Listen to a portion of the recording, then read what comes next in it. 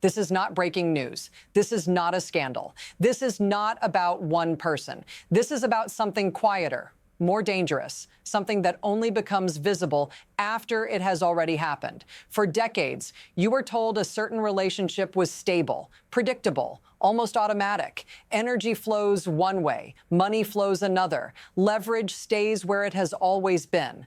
But sometime recently, without a press conference, without a vote, that balance slipped. Not collapsed, not exploded, just shifted.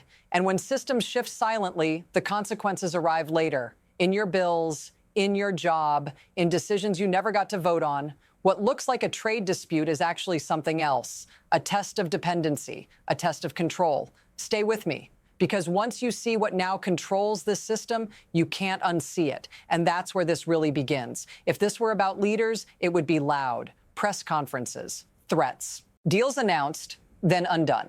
But that's not what's running this system anymore. What controls it now is quieter. Steel, concrete. Contracts measured not in months, but decades. Energy does not move where speeches point. It moves where pipelines already exist, where terminals are already built, where buyers have already signed. That's the miscalculation hiding in plain sight.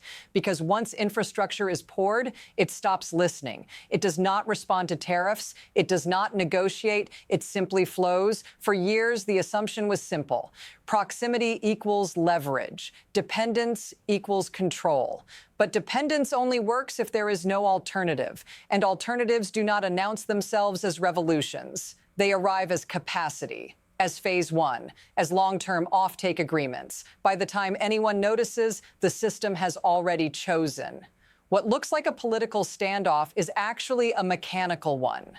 And the machine has already been switched on, which brings us to the change most people missed, because it happened slowly enough to feel normal. For a long time, nothing seemed wrong. The numbers still moved, the lights stayed on, the relationship looked intact. Before, energy moved south almost by default. Short distances, shared grids, assumptions built on decades of routine. Now, the direction has changed, not dramatically, incrementally. A little less volume here. A delayed contract there, a new destination that quietly replaces an old one. That's how systems evolve without triggering alarms.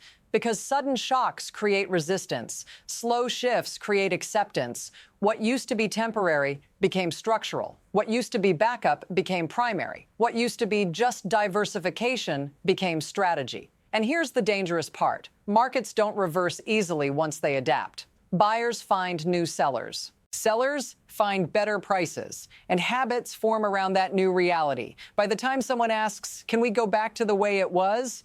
The answer is no longer political, it's logistical. And once logistics take over, power stops belonging to the loudest voice and starts belonging to whoever planned earliest. That realization didn't arrive all at once. It arrived disguised as progress. And then came the first shock. On January 10th, something happened that barely registered outside energy circles. A ship left the West Coast. Not as a test, not as a pilot, as a signal.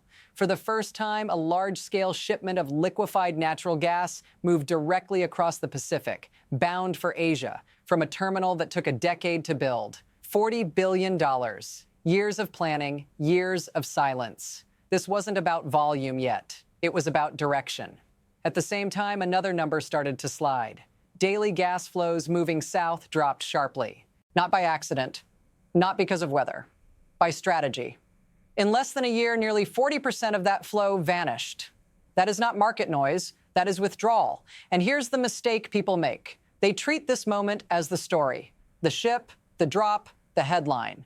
It isn't. This is a symptom, a surface tremor, because once that first cargo sailed, it locked something in place. Contracts, expectations, infrastructure momentum. You can't tariff a ship that's already gone. You can't threaten gas that no longer flows your way. And the next phase doesn't slow this down. It accelerates it. Here's where the system reveals itself. Energy leverage doesn't disappear overnight. It relocates. On one side, buyers willing to pay more. On the other, a market trained to expect stability and discounts. The mechanism is brutally simple. Liquefaction turns gas into mobility. Mobility turns dependence into choice. Choice turns leverage upside down.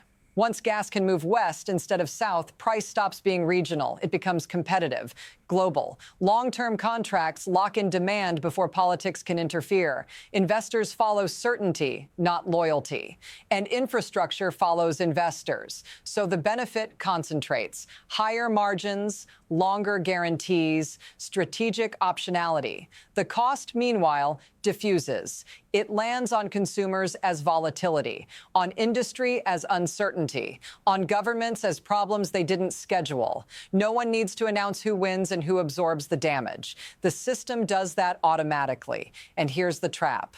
When a system rewards exit more than cooperation, every rational actor exits. Not loudly, not angrily, quietly, legally, permanently, which means the next shock won't look like retaliation. It will look like absence. And absence is harder to fight than opposition.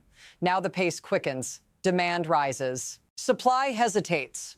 Prices react before anyone speaks. Production growth slows, just enough to matter, not enough to fix what's coming. At the same time, new forces enter the system.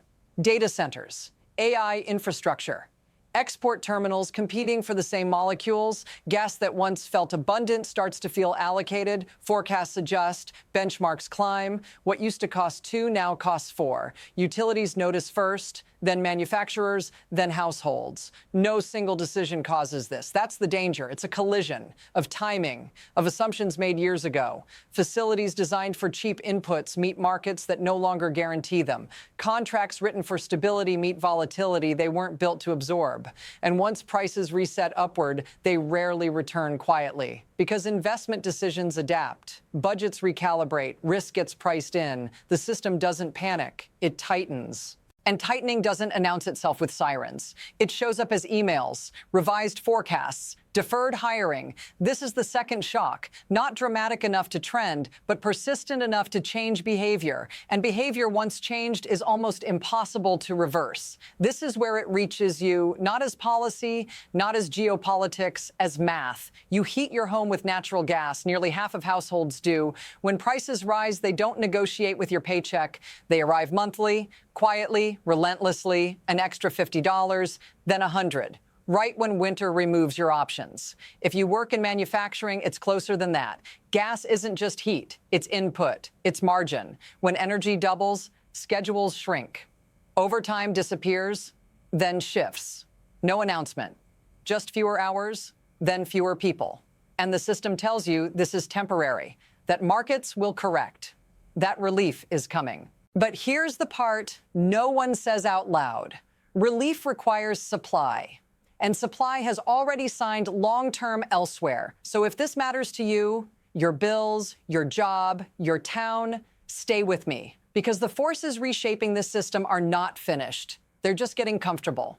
What happens next doesn't stay contained. Energy markets don't respect borders. They transmit signals. When supply tightens in one place, prices echo elsewhere. Expectations shift globally.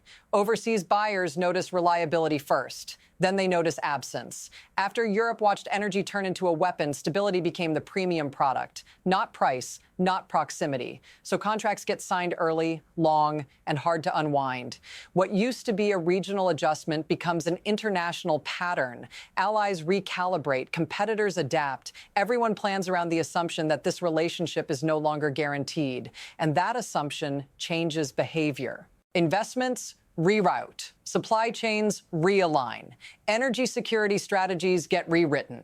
Quietly, no declarations, no summits, just decisions that no longer include you by default. This is how influence erodes, not through confrontation, through substitution. And once you are substituted, regaining position costs more than maintaining it ever did. Which brings us to the question no one wants to answer yet. What happens next?